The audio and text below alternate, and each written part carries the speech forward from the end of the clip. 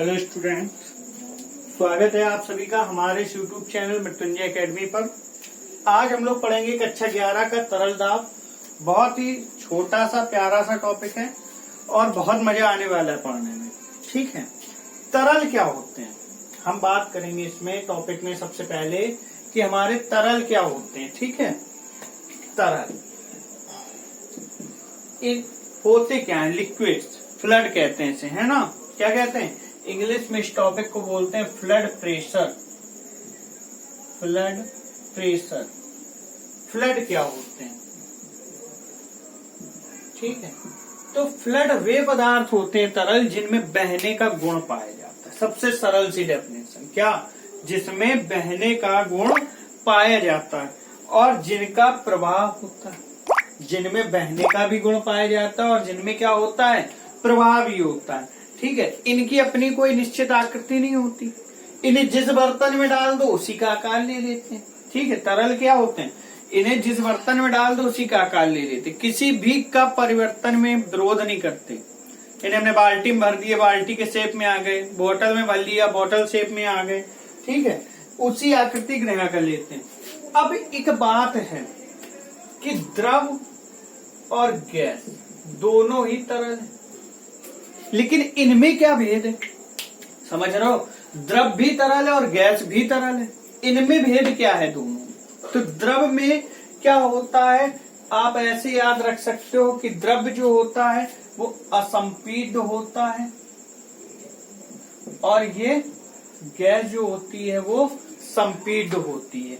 ठीक है, द्रव तथा गैस दोनों तरल पदार्थ हैं। बस क्या होता है कि द्रव आपके असंपीड्य होते हैं, इनका अपना एक मुक्त पृष्ठ होता है। आप कह सकते हो इनका एक मुक्त पृष्ठ होता है। लेकिन गैस क्या होते हैं? असंपीड्य होते हैं और इन्हें जिस बर्तन में भरा जाता है उसका पूरा भाग घेर लेते हैं।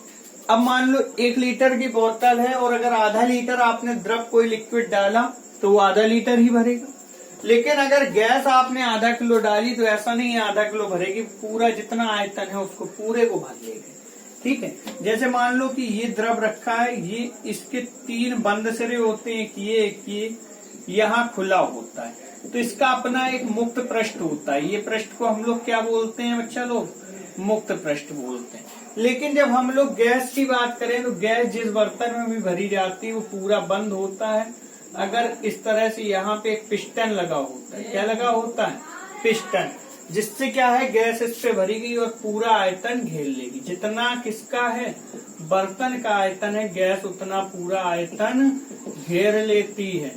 समझ रहे हो बात को? तो द्रव और गैस में क्या अंतर है कि द्रव असंपीड्य होती है और इसका अपना एक मुक्त पृष्ठ होता है, जबकि गैस संपीड्य होती है और इसका अपना कोई मुक्त पृष्ठ नहीं होता है। ठीक है, अब बात समझ में आई इतनी।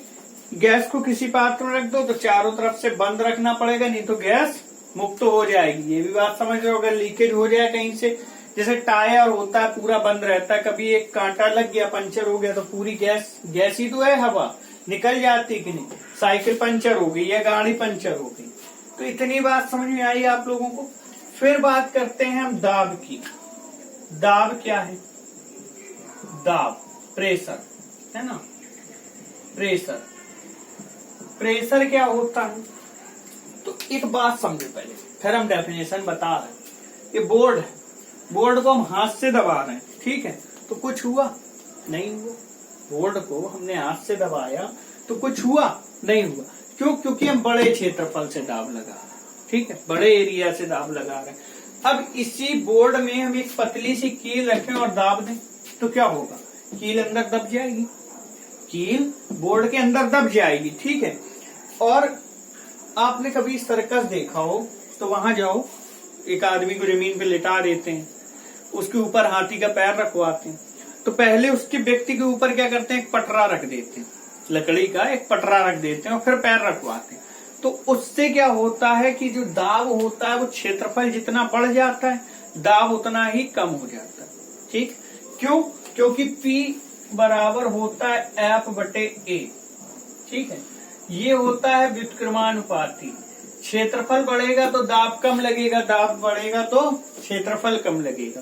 ठीक है, अगर पटरा न रखवाएं, सीधे हाथी का पैर रखवा दें तो जानते हो क्या होगा? आदमी पिच्चा होगा, सर्कस ही नहीं देखेगा कोई, लोग डर के भाग जाएंगे। तो इतनी बात समझ में आई आप लोगों को?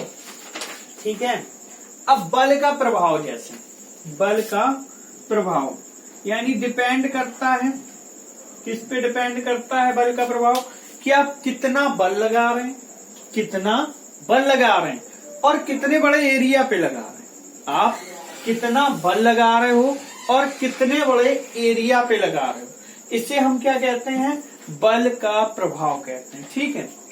अब दाब की हेडिंग आप सुनो, दाब की हेडिंग इसी से बनाएंगे। P बराबर F/A है। अगर बेटा हम कह दें A = 1 मीटर स्क्वायर, तो P क्या मिल जाएगा हमको? F।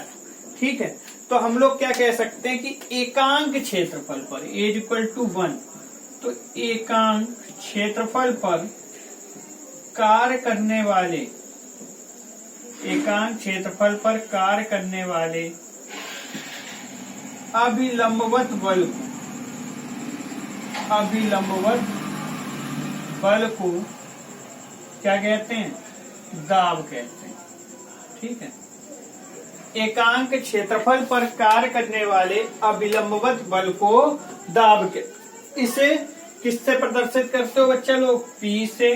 तो इसे P से प्रदर्शित करते हैं, P से प्रदर्शित करते हैं।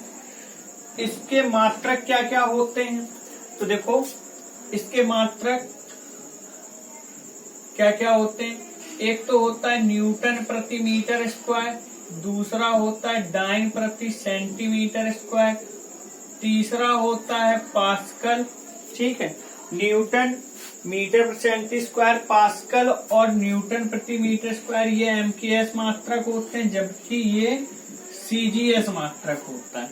ठीक है, पास्कल और न्यूटन प्रति मीटर स्क्वायर कैसे मात्रक हैं? MKS। फिर होता है बेटा एक बार, एक बार ये मात्रक है, मजाक नहीं कर रहे, एक तार, एक बार। एक बार मतलब 10⁵ पास्कल, 10⁵ पास्कल, और ये होता है 133 पास्कल। ठीक है, एक बार 10⁵ पास्कल और एक तार 133 पास्कल। और एक मात्रक और होता है बड़ा प्यारा सा, एक वायुमंडलीय दाब, एक वायुमंडलीय दाब 1.013 × 10⁵ न्यूटन प्रति मीटर स्क्वायर। ठीक है, एक वायुमंडलीय दाब जिसे कहते हैं 1.013 × 10⁵ न्यूटन प्रति मीटर स्क्वायर। वायुमंडलीय दाब क्या होता है? जैसे हम खड़े हैं यहाँ तो मान लो छत है ऊपर, अगर हम बाहर खड़े हैं तो वायुमंडल जो है वो हमारे ऊपर पूरी बॉडी पे एक दाब लगाता है। ठीक है, उसे हम क्या कहते हैं? वायुमंडलीय दाब कहते हैं। तो इतनी बात समझ में आई कि नहीं? तरल दाब, दाब की डेफिनेशन। ठीक है, जल्दी से इसे नोट कर लें, स्क्रीनशॉट ले लें फटाफट, जो चीज अच्छी लगे वो लिखते जाएं।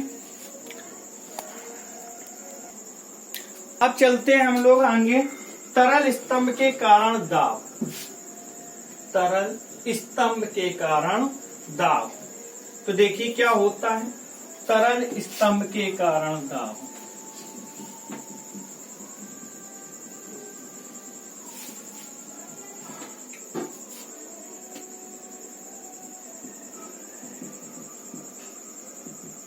तरल स्तंभ के कारण दाब। ठीक है, या तरल दाब पर गुरुत्व का प्रभाव। तो मान लो, सबसे पहले क्या मान लो कि आपने माना तरल से भरा एक पात्र है, ये हो गया हमारे पास तरल से भरा हुआ एक पात्र। ठीक है, माना तरल से भरा एक पात्र है जिसमें तरल कैसा है? साम्यावस्था में है। इसके कारण इसके भीतर का प्रत्येक आयतन अवयव भी साम्यावस्था में होगा। इस तरह से इस पे जल भरा हुआ है, साम्यावस्था मतलब कोई हलचल नहीं हो रही, इस पे भरा है शांति से, बस शांत है। भर दो भैया, जल भर दो।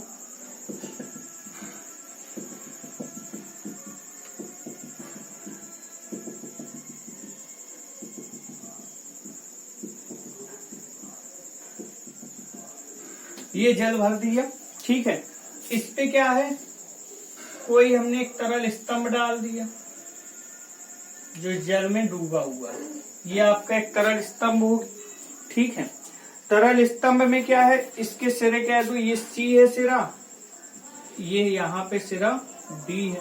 इस पे दाब ऊपर से लग रहा है, कौन सा दाब लग रहा है, P1 यानी F1। यहाँ नीचे से दाब लग रहा है F2 है। इसका अपने भार के कारण m द्रव्यमान का ये होगा, तो इसका भार बल नीचे की ओर लगेगा, वो क्या हो जाएगा, mg हो जाएगा। समझ रहे हैं, वो क्या हो जाएगा, mg। h ऊंचाई का स्तंभ मान लेते हैं, तो h ऊंचाई का स्तंभ मान लिया, लिख देंगे माना तरल के भीतर दो बिंदु C व D हैं, जिसकी ऊर्ध्वाधर ऊंचाई h है। तरल के भीतर एक बेलनाकार स्तंभ की कल्पना करते हैं, ये हमने एक बेलनाकार स्तंभ मान लिया, जिसका परिच्छेद क्षेत्रफल कितना है बच्चा लोग, ये क्षेत्रफल होता है जिसका परिच्छेद क्षेत्रफल A है, तथा बिंदु C और D इसके ऊपर व नीचे के केंद्र पर हैं।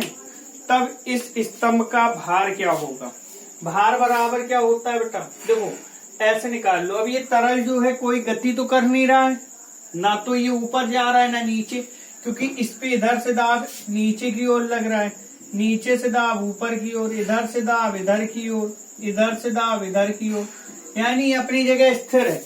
तो इस पे कार्य करने वाला नेट बल क्या होगा, तरल स्तंभ पर कार्य करने वाला, तरल स्तंभ पर कार्य करने वाला नेट बल शून्य होगा। नेट बल क्या होगा, शून्य होगा, ठीक है। अब नेट बल क्या है, ऊपर से देखो बेटा कितना बल लग रहा है, P1, या ऐसे कह सकते हो, देखो P बराबर होता है F/A, है ना, तो F बराबर P1A। हमने यहाँ पे क्या लिख दिया, F1A लिख दिया। यहाँ पे आप लोग लिखोगे P1A और यहाँ पे लिखोगे P2A, ठीक है।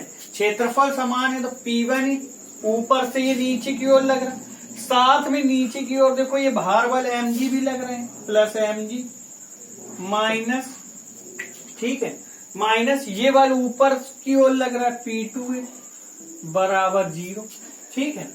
ये उधर पहुंचा दो, P2A प्लस हो गए, ये P1A उधर गए, माइनस P1A बराबर mg, तो P2 minus P1 into A बराबर mg। इतनी बात समझ में आई। अब m की वैल्यू निकालनी है हमको, तो m क्या है यहाँ पे, द्रव्यमान, तो घनत्व, देखो बेटा जिस द्रव में भरा है इसका कुछ घनत्व तो होगा, तो कह दो इसका घनत्व कितना है, रो है। घनत्व बराबर द्रव्यमान बटे आयतन, यानी रॉ बराबर m/v, तो m is equal to rho v। अब b क्या है, आयतन।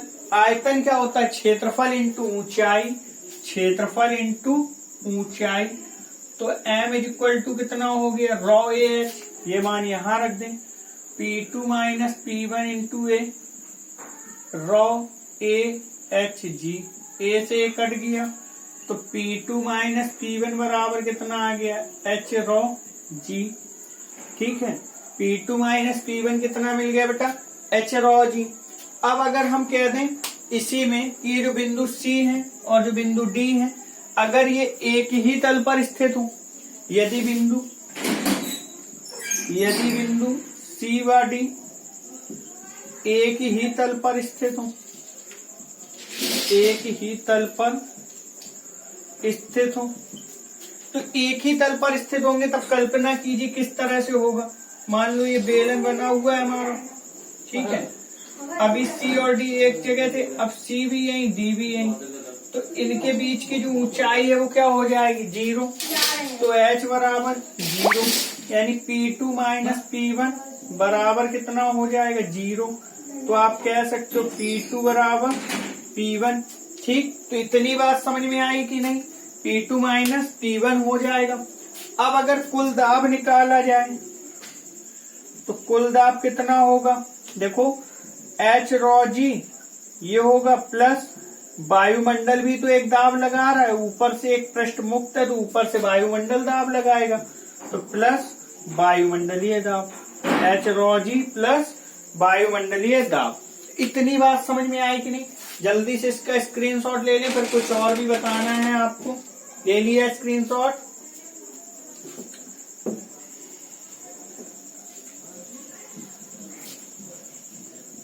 अब देखो बच्चा लोग, अब इसमें बहुत इंपॉर्टेंट चीज एक पूछ लेते हैं कभी कभी। क्या पूछ लेते हैं कि बताइए तरल स्तंभ के कारण जो दाब है इस द्रव दाब के नियम।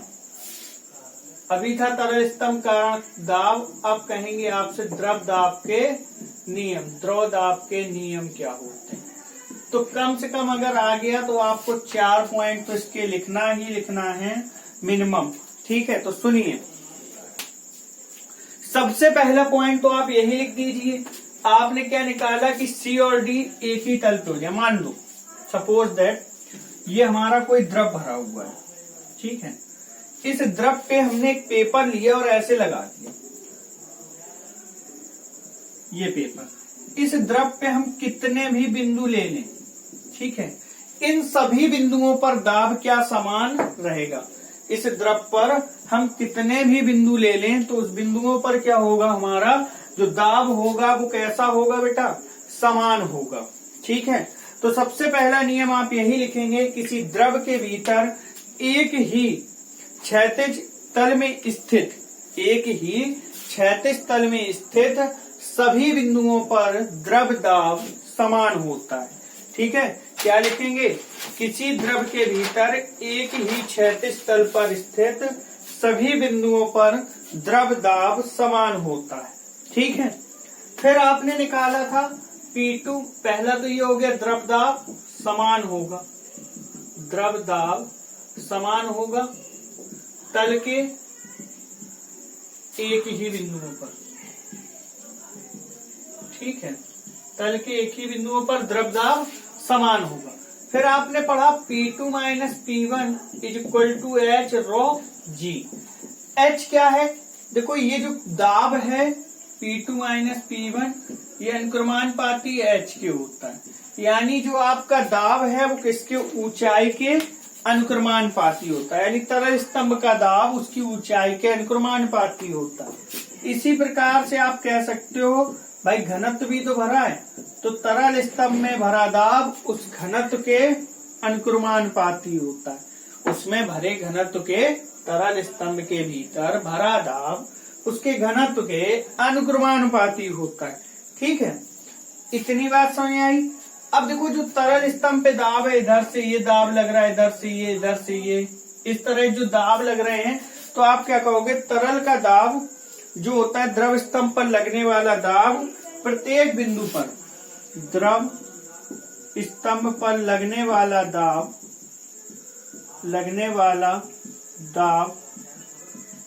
प्रत्येक बिंदु पर अभिलंबवत कार्य करता है। कैसा कार्य करता है भाई, अभिलंबवत कार्य करता है।